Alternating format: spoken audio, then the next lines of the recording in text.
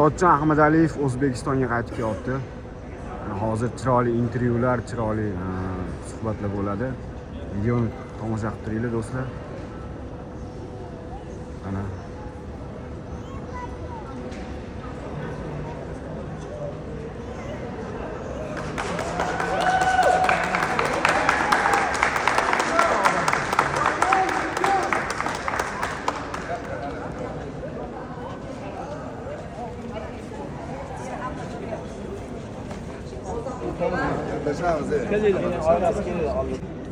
Assalomu alaykum. Jang boshidan oxirigacha siz ko'p zarbalar bilan, chap qo'l zarbalari bilan masofani ushlashga harakat qildingiz. Bu taktika rejalashtirilganmi yoki o'sha daqiqalarda o'ylangan rejami? Assalomu alaykum barchaga. Kelganlaringiz uchun katta rahmat. Endi men to'g'risini aytsam, ko'pchiliklar ko'rdinglar bo'yni. Bilaman sizlarga yoqmadi bo'y, chunki o'zim xohlaganchalik men ringda o'zimning ishimni qila olmadim.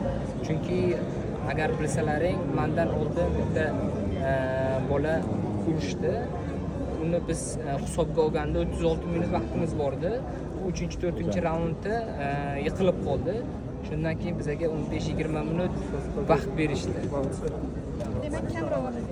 O'sha uchun men razmika qila olmadim. Qizishim qiyin bo'ldi. Baribir nima edi, bitta pulsi ko'tara olishim kerak edi. O'sha uchun menga ozgina vaqt yetishmadi. O'sha uchun ringda o'zim xohlaganchalik ishimni qila olmadim. Baribir endi tarozidan keyin baribir ovqatlanasiz, besiz ko'payadi. Ana shu mas'uliyatni, ana shu og'irligini o'zimga bo'ysundira olmadim, chunki menga vaqt yetishmadi. To'g'ri, ko'pchilik xohladi, men ham xohladim mutlaq jahon chempioni bo'lishni. Ammo men qo'limdan kelgancha ringda chiqib harakat qildim. Chunki shu baribir vaqtga taqalayapti. O'sha uchun nima edi, sizlar ham men tomonlama ozgina qarab chiqinglar. Nima edi, chunki razvivalkada bo'lgan mana shu vaziyatda, mana shu vaqt yetishmagan uchun men o'zimni ishimni ringda qila olmadim. Tadbirkorlikdan boshlaysiz. Reja qanaqa edi? Yo'q, reja albatta u tez edi. Men agar o'zim xohlagan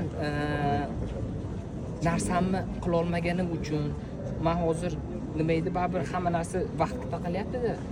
Agar men yaxshiroq razminka qilib, yaxshiroq qizib olganimda, u boks juda ham boshqacha bo'lardi.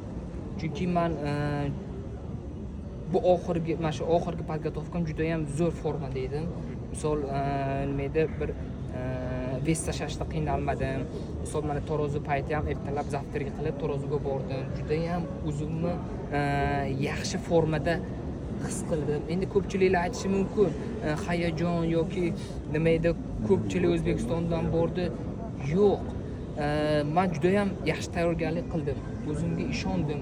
O'zim bilardim nima qilishimni ringning ichida. Prosta baribir yana shu vaqtga taqalyapti. O'sha uchun men tomonni ham hisobga olinglar. Nima edi? Endi butun O'zbekiston, o'zim ham xohladim bu nima edi, jahon chempioni bo'lish mutlaq, ammo o'xshamadi. Men qo'limdan kelgancha harakat qildim. Ringda o'zim harakat qilyapman, ammo badanim, telosложением, qo'llarim, oyoqlarim bo'ysunmayapti menga. Men harakat qilyapman, ammo undan sekinroq. Yo'q, sekinroqda. O'sha uchun men ozgina vaqt yetganda men qizib olishim kerak edi. Sal o'zimni sportsmen baribir o'zini pulsini bitta ko'tarib olish kerak edi ringdan chiqishidan oldin. Keyin уже sekin dam olib, raundlar ichida dam olib, yana raf olib, bitta sportsmen o'zini pik formasiga chiqib oladi. Keyin sekin уже ringga chiqqandan keyin уже o'zini ishini qilish kerak edi. No, o'xshamadi. Men qo'limdan kelgancha harakat qildim. Hammasi g'alaba ham, mag'lubiyat ham Allohdan. xudo xohlasa biz inshaalloh kuchli bo'lib qaytamiz. Xudo xohlasa agar u Inoya 126 poundga o'tsa, kamallari vakant qoldiradi. Xudo xohlasa men kamallari qo'lga kiritib birlashtiraman inshaalloh. Vakant qolingan kamari bilan tapallis bilan tushishingiz mumkinmi emas? Endi uni to'g'risini aytsam, hozir nimadir deya olmayman bu yerda turib. Endi uni biz menejerlarimiz bilan gaplashib, maslahatlashib nima bo'lyapti hozir, nima qilish mumkin yana chempionlikka urishish uchun. Endi buni o'zi vaqt ko'rsatadi. O'zi qoida bo'yicha qanaqa yana chempionlikka qaytish mumkin? Endi ikkita jang o'tkazish mumkin. bitta jangdan keyin o'sha chempionlikka chiqsa bo'ladi, xudo xolasa. Murojaatda 4-5 raundgacha bitta narsaga e'tibor berdim. Chap qo'lingizni ko'p siltadingiz. Bu nimadan bo'ldi o'zi? Yo'q, o'zi yelkam shu sal travma bo'ldi. Sal qotib qoladi. O'sha uchun sal deb bo'shatsam, sal nima edi, yengil bo'ladi, yengilroq bo'ladi. O'sha uchun endi nima edi, ko'p sportchilarda, endi bokschilar shunaqa privichka bo'lib qolganda, o'sha uchun shunaqa tursam sal yengilroq bo'ladi. Ekran qarshisida ozgina og'riq bormi deb o'ylab qoldik. Yo'q, og'riq yo'q. Sal endi baribir travma bor, endi joy unaqa strashli travma emas edi-da. O'sha razminkaga vaqt yetmadi deyapsiz. O'shanda ozgina cho'zishinglar mumkinmidi komanda bilan aytib turiblar, tashkilotchilik? Yo'q, biz ham qildik, qo'ldan kelgancha nima edi, nakavt bo'lib qoldi. cho'zdirdik, ammo shunda ham vaqtimiz yetmadi. Aytyapman-ku, 36 minut vaqtimiz bor edi. U bola 3-4 raundga qilib qoldi. O'sha uchun shuni tepirovit qilyapmiz, mintabat qilyapmiz qo'limizni. Ozgina nima edi, qo'llari siltab razmikalar qilib, sразу перчатка kiyib, уже lapalar uydi, shundan keyin sразу chiqib ketdi. O'sha uchun biz xohlagan, muxlislarimiz, xalqimiz xohlagan natijani qila olmadi. O'sha uchun xafa bo'lmaysizlar, endi xudo xolasa hammasi Allohdan, men inshaalloh kuchli bo'lib qaytaman.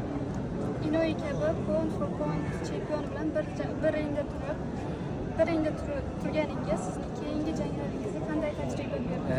Bu jang menga juda ham katta tajriba bo'ldi. To'g'risini aytsam, Inoya juda ham yaxshi bokschi, dunyoning eng zo'r bokschilaridan biri, Fanfan bo'yicha mutlaq jahon chempioni. Bunday olib qarasak, tezlikka tez, ammo ko'pchilik xohlagan monster degan taxallusi bor-ku, unchalik strashli wow deganisi yo'q. Tezligi uchun udara qattiqroq bo'lishi mumkin, ammo menga hech qanaqa nima edi, kuchli o'zini bosimini yo'q, kuchli udarini o'tkaza olmadi. Yanada men shu kichkina ozgina daqiqaning ichida shunchalik tayyorlanib chiqdimmi? Men o'zimni 100%lik tayyorgarligimda, qizib olganimda, o'zimni telosложениямni, badanimni, qo'llarimni o'zimga bo'ysundirganimda boshqacha boks ko'rsatardi. Unga bermas edim mana bunaqa nima edi, sakrab yurib ringlarda juda ham boshqacha boks bo'ladi. Endi biz sababini qildik, hammasi Allohdan. Biz qo'ldan kelgancha maksimalni yaxshiroq boks ko'rsatishga harakat qildik. Amerikadagi murabbiylaringiz jang haqida gapirishdimi, nima dedingiz? Yo'q, endi to'g'risini aytsam, hammalarini eshitdim. Hamma nima desa taktikalarini eshitdim. Ammo qo'llarim, oyoqlarim bo'ysunmayapti menga. Xohlayapman o'zim shu kombinatsiyalarni qilishni, ammo qo'llarim chiqmayapti. Yana shu baribir hamma narsa vaqtga taqalyapti. Agar ozgina vaqtimiz bo'lganda juda ham boshqacha, juda ham zo'r bo'l bo'lardi. Yana bo'yga tayyorlanaman, hali qaytaman deyapsiz. Murabbiy tanlashda eski murabbiylar bilan qolasizmi yoki yangi murabbiy? Yo'q, endi o'zimizni eski trenerlarimiz bilan qolamiz. Albatta, chunki u murabbiylarimiz bilan biz juda ham ko'p ishlaymiz, bir-birimizni juda ham ko'p bilamiz, qaysi joyda nima qilishlarimizni bilamiz. Prosta shu endi sabab shu ozgina vaqt yetmadi, o'sha uchun biz xohlagan natijani qila olmadik. Biz amerikalik murabbiylardan nima oldingiz o'zingizga shuncha vaqt ichida va bugun misol uchun Qaysi mevasini ma'noda? ko'rganda siz aynan shu jihatdan men amerikalik ustozlardan shuncha tajriba oldim deb aytgan bo'lardingiz yoki Shu oxirgi savol ekan. amerikalik murabbiylarimdan man juda ham katta tajriba oldim. Professionalda qanaqa urushni, qanaqa o'zingizni his qilishingizni, ringda nima qilish kerak, nima qilish kerak emas. Endi baribir havaskor boksdan keyin professional juda ham qiyin bo'ladi. Juda ham ko'p tajriba olganman murabbiylarimga, murabbiylarimga o'z minnatdorchiligimni bildiraman. Katta rahmat. Biz to'xtab qolmaymiz. Xudo xolasa inshaalloh kuchli bo'lib qaytamiz. Rahmat. Sog' bo'ling.